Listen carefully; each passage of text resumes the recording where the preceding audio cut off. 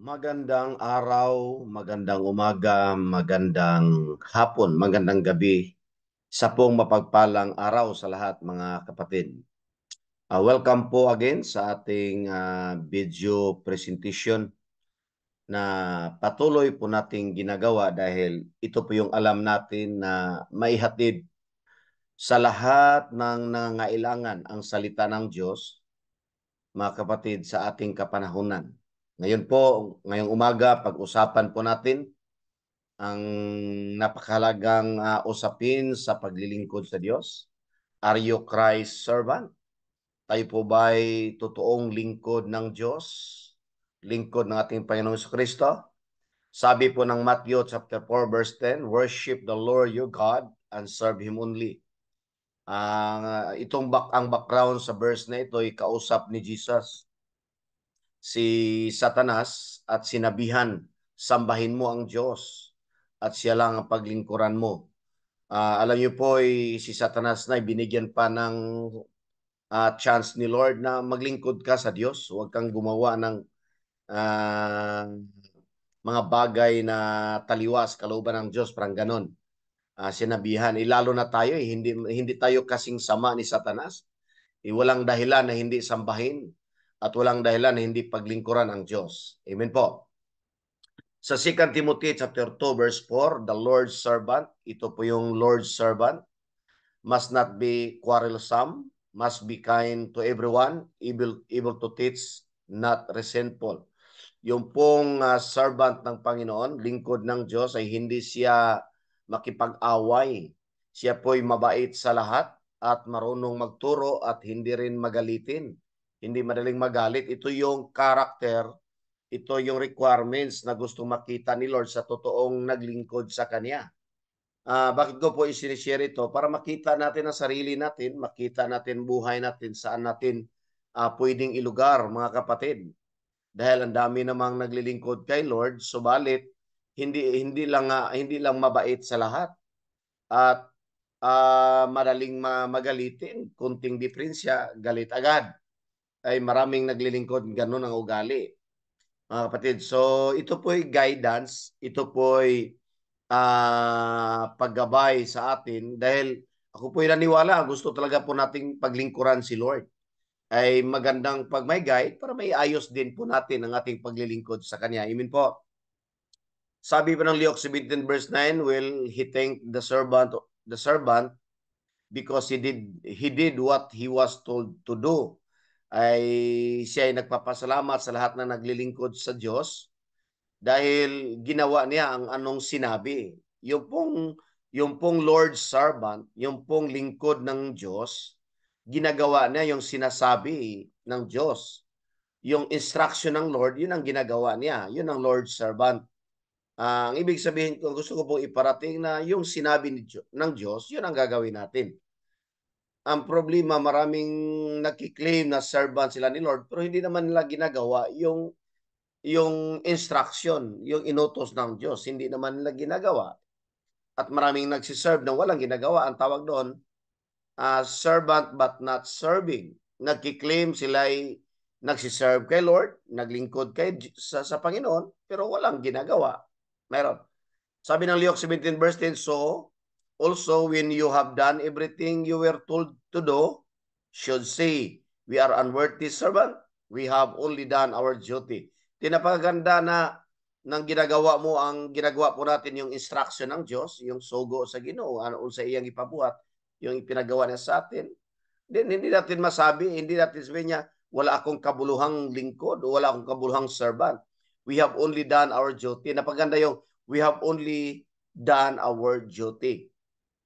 Ginagawa lang natin ang ating tungkulin, ang ating obligation. Dahil alam niyo, gustong sabihin sa lahat ng tinanggap natin ang Panginoong Kristo sa ating puso, mga kapatid, automatic po may duty po tayo bilang lingkod ng Diyos, bilang anak ng Diyos. Dahil lahat ng taong tumanggap sa Panginoon, naging anak ng Diyos. So we have our duty as God's children, maging anak ng Diyos. Bilang anak ng Diyos, meron ho tayong duty na gampanan bilang anak ng Diyos. Meron ho tayong gampanan. Meron tayong tungkulin na kailangang gampanan. We have only done our duty. So, ibig sabihin, tayo po ay may ginagawa. Amen po mga kapatid. Amen. So, ito po kasi, Christ believer, nang tinanggap po natin ang Panginoon, nagsalita ho tayo na ako'y naniwala kay Kristo. Umaga, we declare that we believe in God. So, ang tawag po sa atin ay Christ believer.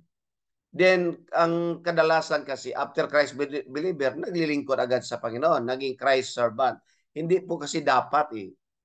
Kasi kung after tayo naniwala sa Panginoon, naging Christ servant tayo, walang masamang tingnan. Pero walang magandang result, walang magandang output dahil hindi ho tayo dumaan sa process. We need to go through the process. Bakit po? Kailangan muna tayong mag-decide na sumunod sa Panginoon. Napakahirap pong maglingkod after pagkatapos tayong naniwala sa Panginoong Kristo, agad-agad tayong maglilingkod sa Diyos, hindi ho tayo nakapag-decide na sumunod. Kasi yung pong journey bilang isang manampalataya, ano po yan eh, buhay po yan, journey po yan. Kailangan mo nang mag-decide, sumunod sa Panginoon. Kasi may requirements po sa pagsunod. After pagsumunod kay Lord, kailangan mo na tayong maturuan, matrain, ma-disciple. Para pag tayo naglilingkod kay Lord, medyo equipped na tayo, marami na tayong natutunan, alam natin yung mga policies, mga rules and regulation bilang lingkod ng Diyos. So maganda po ang result, may outcome, may magandang kahinatnan kung tayo naglilingkod kay Lord. Ngayon, kung tayo'y after naniwala kay Lord, maglingkod sa Kanya, mga kapatid, ang pangit kasi, hindi natin alam anong dapat gawin. Yung mga rules and regulation, mga policies in the Lord sa paglilingkod sa Kanya. So walang output, walang resulta, walang magandang produkto sa ating paglilingkod. Taon lang binibilang, pero walang, sa Bisaya pa, walay agi sa iyang pag-alagad sa Ginoo, mga kapatid. So napagandang dadaanan po natin yung Christ follower, makapag-decide tayo, kaya aawitin natin yung I have decided to follow Jesus, parang ganon.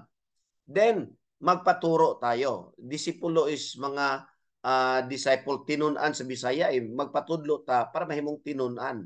Then, pag naglingkod kay Lord, maraming alam. Amen po. Ganun po yan, mga kapatid. Amen. Ngayon, sabi po ng Colossians chapter 3 verse 24, since you know that you will receive an inheritance from the Lord as a reward, it is the Lord Christ you are serving. Kung si Christ ang pinaglingkuran natin, mayroon pong assurance, tatanggap po tayo ng inheritance bilang gantimpala ng Diyos sa naglilingkod sa Kanya. Kasi napakahalaga po talagang maglilingkod tayo sa Diyos. Kailangan po talaga yon eh. Pero kailangan po tayong dumaan sa mga trainings para tayo po'y maging productive, effective, may magandang resulta sa ating ginagawa para sa Diyos, sa ating paglilingkod. And sa part naman ni Lord, magbibigay siya ng gantimpala, magbibigay siya ng reward. Pero sa atin naman, pag tayo naglilingkod kay Lord in our part, na may magandang result. So dadaan ho tayo sa discipleship program, mga kapatid. Dadaan muna tayo sa pagsunod sa Panginoon. Ang una kasing tawag sa atin is Christ believer. Nung naniwala tayo, pinagkalooban tayo ng Diyos ng kaligtasan, pinagkalooban tayo ng Diyos ng kapatawaran ng ating mga kasalanan, pinagkalooban tayo ng Diyos ng karapatan maging anak ng Diyos. Yun po ang sabi ng John 1:12, John 3:16, and Romans 3:22, nang tayo po'y naniwala sa Panginoong Kristo. Ngayon po ba, ang tanong ko po, tayo po ba'y naniwala sa ating Panginoong Kristo? Tinanggap po ba natin siya sa ating puso? Ang sabi po ng Bible, mga kapatid, tayo po'y naging anak ng Diyos, John 12, nang tinanggap natin ang Panginoong Kristo. John 3:16, tayo po'y pinagkalooban ng buhay na walang hanggan nang tinanggap po natin ang Panginoong Kristo sa ating puso. 1 John chapter 5 verse 12. Ngayon po mga kapatid, sabi po ng Romans chapter 3 verse 22, tayo po'y pinagkalooban ng righteousness. Ibig sabihin, pinatawad tayo ng Diyos. Nang naniwala tayo, tinanggap natin Panginoong Kristo. Then, pag tayo po'y naglilingkod kay Lord, okay po yan. Pero hindi kasi tayo na-train eh. Hindi tayo sanay o hindi tayo sanay sa Christian character. Hindi tayo sanay sa Christian values. Hindi tayo sanay sa mga language, sa Christian language, Christian values, Christian character. Ito sanay kasi iba yung karakter natin, iba yung lingwahe natin. Nang bago tayo naniwala sa Panginoon, iba yung buhay natin. Nang bago tayo nag-decide at tanggapin ang Panginoon, so iba yung buhay natin. Talagang makamundo, talagang punong-puno ng kasalanan, buhay natin. Yung language natin, nandun yung si puto, kutsinta, pistig, yung ganito yan, yung lingwahe natin. Puro negative yung lingwahe natin. So nung naniwala tayo sa Panginoon, mga kapatid, naniwala tayo, pinagkalooban tayo ng Diyos ng buhay na walang hanggan. Pero nandun pa yung karakter natin, nandun pa yung lingwahe natin na makamundo, lingwahe natin na punong-puno ng kasalanan. Nandun pa rin. Kailangan tayo ititrain para magkaroon tayo ng yung lingwaheng bilang anak ng Diyos, yung language sa makalangit ay ma-impart sa atin. Yung karakter natin ay maging maka-Diyos na. So dadaan tayo sa training. Doon po natin ma-impart yan sa training. Katulad din, iba yung civilian, iba yung military. Kasi yung civilian, iba yung lingwahe. Iba yung lingwahe ng military. Ganun po yan. So para ma-transfer, magkaroon tayo ng military language, dadaan muna tayo sa training bago tayo maging sundalo. Dadaan tayo sa training. Ako po dumaan sa training bilang isang dumaan sa training sa Philippine Army. Ang tagal po magkaroon ng lingwahe. Yung language na maging lingwahe ko. Iba kasi yung civilian language. Dapat maintindihan po sa bawat isa. Kaya napakalaga yung daanan yung training. Ang problema, napakaraming Kristiyano ayaw dumaan sa training, ayaw mag-involve sa training. Gusto maglingkod kay Lord, hindi naman po masamang gusto maglingkod kay Lord, pero kailangan dumaan sa training.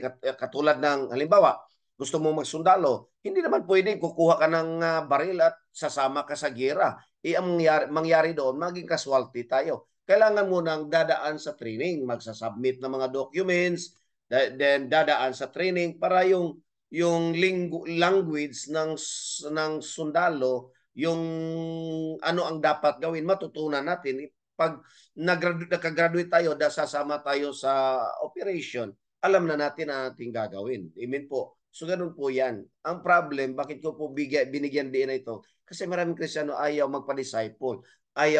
Maraming believers ayaw magpa-disciple, ayaw sumunod kay Lord.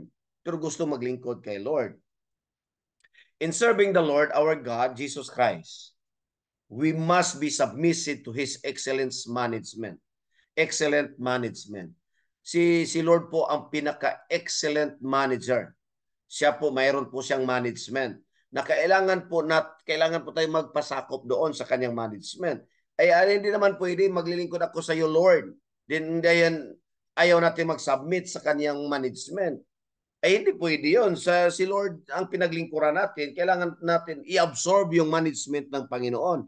Kailangan natin mag-yield sa kanyang management. Mga kapatid, amen po ba? So kailangan po natin maintindihan po yan. Amen po.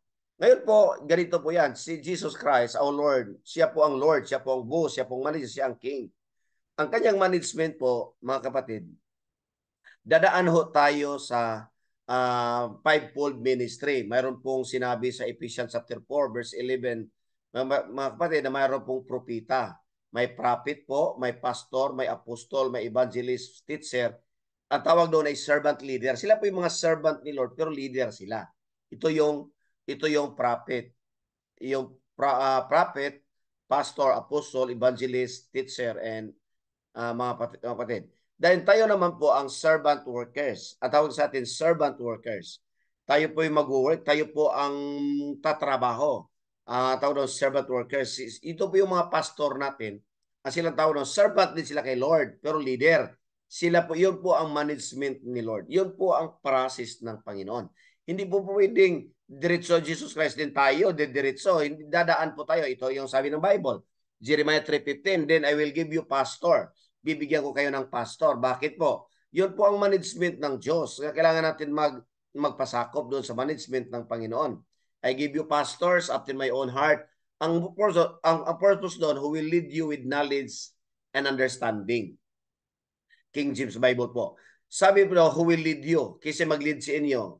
The pastor, evangelist, prophet, apostles, and teachers. Sila kasi ang servant leader. Who will lead you? Ano po ang gagawin? with knowledge. So tuturuan tayo ng knowledge para maging marunong tayo. Doon po yung teaching and training, tuturuan tayo, ititrain tayo with knowledge. Yung pong understanding, pag natutunan natin, naintindihan natin, gagawin natin. Kasi hindi po natin gagawin pag hindi po natin naintindihan. Yung pong understanding, yun po ang mga kapatid, ang ibig sabihin doon. Gusto ko pong maunawaan. That's ang tawag doon. That's mga kapatid, ang God's management. Jesus Christ, our Lord, boss, siya po ang boss, siya pong manager, siya ang king. Dinadaan po niya, nagre-raise up po siya ng pastor. Siya po ang pastor, ang servant leader, nagsiserve po siya magli-lead. Sa atin, tayo po ang tawag servant worker. Mga kapatid, tayo po yung mga worker. So ganito po yan. Gusto ko ipaliwanag, God's management and instruction. Ang instruction ng Diyos, sabi po niya, tingnan nyo ha, sabi ng Diyos, si St. Paul po ito, si St. Paul, si San Pablo. Sabi ni St. Paul, follow my example as I follow the example of Christ. Si Paul po, susundin exactly yung ginagawa ng Panginoon, pero kayo, ang servant workers, susundin si Pablo. Yun po ang God's management. Ang gusto ko pong maintindihan sa bawat isa. Kaya in-emphasize po ni Paul sa 1 Corinthians 2:16, follow me. I urge you to imitate me. Sinabi po mga kapatid, sa Hebrews 13:7, si St. Luke po ang sumulat dito. Remember your leader dahil imitate their faith. So sundin natin ang panampalataya. Dahil sila po ang servant leader. So imitate their faith. Consider the outcome of their way of life. Then imitate their faith. But dahil sila po kasi ang servant leader. Amen po. Na ito po yung management ng Diyos. Ito po yung gusto ng Panginoon. Dadaan tayo. So nakasalalay ngayon sa balikat ng pastor. The effectiveness of all servant workers. Dadaan niyang problem, ayaw sumunod sa pastor, ayaw magpasakop. Mga kapatid, ang dami na po itinuro si pastor, ang dami na pong ginawa ni pastor, wala pa rin, hindi pa rin sumunod, ignore pa rin, lahat ng ini-ignore pa rin. Kaya nga, hindi po naging effective sa kanyang paglilingkod sa Diyos. Wala po magandang result kasi hindi po dumaan doon sa management and instruction of the Lord. Mga kapatid, gusto ko pong maintindihan sa bawat isa. Ganito po yan. Ang role po sa pastor, sabi ng Lord, I give you pastor. So, tanggapin niyo po si pastor. Mag-yield po tayo. Depende po sa inyo yan. Hindi po yan sa pilitan. Pero yun po ang management ng Diyos. Bibigyan tayo ng pastor para magli-lead sa atin because the pastor is the servant leader. The pastor is, siya ang tatanggap ng revelation from the Lord. Yung God's revelation. Siya po ang kukuha sa Panginoon ng mga ano ang dapat gawin. Ang kukunin doon kay pastor, kukunin ng pastor doon sa Panginoon, yung pong unsay buhaton, Lord. Dahil ipapasa po yan sa mga servant worker. Yung mission, unsay buhaton. Then vision, unsay padulungan, Lord. Asa mi padulong. Yung vision, asa mi padulong. Hindi po biro yung part ng pastor under God's management. Because the pastor will get the mission. Ano po yung gagawin? So ito yon. Kaya si pastor nga mag-instruct eh. Then the vision, si pastor ngayon ang magbigay ng direction. The pastor will guide. Will magbigay. Then yung core values, ano yung pinakamahalagang bagay sa loob? Magsisit up tayo ng pinakamahalagang bagay sa loob. Para alam nyo, yung po mga ang core values kasi yun ang mga policies inside. Napakalaga po yan. Subalit, ang daming hindi alam, walang interest sa mission and vision and core values. Yung mission, anong ginagawa natin? Sibaton. So, yun ang mission. Yun ang vision. Ito po yung God's revelation. That is duties po yan. That is part po yan ng pastor. Sa pastor po nga part yan. Hindi po pag servant worker tayo kukuha ng revelation. May revelation ka, so magkaroon ng division sa church. Yun po ang mangyari. So, hindi maganda ang result. Mga kapatid. Ngayon po, dito po sa 2 Timothy chapter 3 verse 16, all scripture is God-breathed and is useful for teaching, rebuking, correcting, and training. May training po yan. Sabihin natin lahat, training. Training po yan in righteousness. Verse 17, so that the servant of God, tayo ang servant worker, the servant of God may be thoroughly equipped. Yung equipped na yan is fully armed. Equipped is after sa training po yan, equipped for every good work. So tayong lahat dadaan sa training. Ito po yan, yung training. Sa Jesus Soul Winning Church, ito yung training natin, yung Soinel. Starting up the new life. Marami po sa atin na hindi po nagsasubmit doon. Wala pong interest sa Soinel. Iyon po ang foundational lessons natin. Wala pong hindi nag-interest ng Soinel. Gustong mag-serve ni Lord. Hindi po dumaan sa process. Yung Soinel part po ng training yan. After doon, yung pong cell group leaders training. Kukunti lang din nag-enroll ng cell group leaders training. Pero ang requirements kasi, dadaan muna sa Soinel. Then saka pa lang siya tatawid sa cell group leaders training. Ito yung process. Ito yung knowledge. Pag naintindihan po natin, madali na lang. After sa cell group leaders training, dadaan tayo sa preservation. Ang preservation, yung pre-encounter, encounter, and post-encounter. Ito yung preservation process. Mapipreserve tayo pag nadaanan po natin yan. After doon, yung number 4, yung pong discipleship program. Yung pong discipleship program, mga kapatid, then homiletics. Yung pong homiletics training, ito po yung paano tayo tuturuan tayo paano gagawa ng sermon, ano ba yung paano ba magpe-preach, roles in the pulpit. Doon po natin malalaman yan sa homiletics. Yung discipleship program, ito po yung inaayos yung buhay natin para magkaroon tayo ng good character, para hindi tayo quarrelsome, hindi tayo nangangaway. Doon po yan, mga kapatid. Ang gusto mo ito yung training. Bakit? Ang sabi po ng Bible, I will give you pastors who will lead you with knowledge. Ang knowledge doon, yung pong training. Pag magkaroon tayo ng understanding, naintindihan natin, gagawin natin. Naintindihan niyo po mga kapatid. Sana po by the power of God's Spirit, ito yung tinuturo ko tatago sa ating puso at tutulong sa atin para tayo po may ayos sa ating pagsunod sa Diyos. So, kailangan doon matapos yung pong Soinel. So, sa ipil po ang coordinator dito si Giselle. Then sa ating mga pastors, dadaan coordinator. Diyan sa self leaders sa self leaders training si Kimberly po ang coordinator dito. Diyan yung preservation si Joy po ang coordinator dito. Then ang discipleship program maglagay po ako ng in-charge diyan. Amen po. Ito po Jeremiah 3:15, ito yung guide kasi who will lead you with knowledge. The pastor, you with knowledge, training and teaching. Then understanding, magkaroon action and service. So ito na yun. I-actionan na natin pag naintindihan natin. Bakit wala ho tayong action? Wala tayong naintindihan wala tayong naintindihan, so wala tayong action. Ito kasi Colossians chapter 3 verse 24, since you know that you will receive inheritance from the Lord as a reward, it is the Lord Christ you are serving.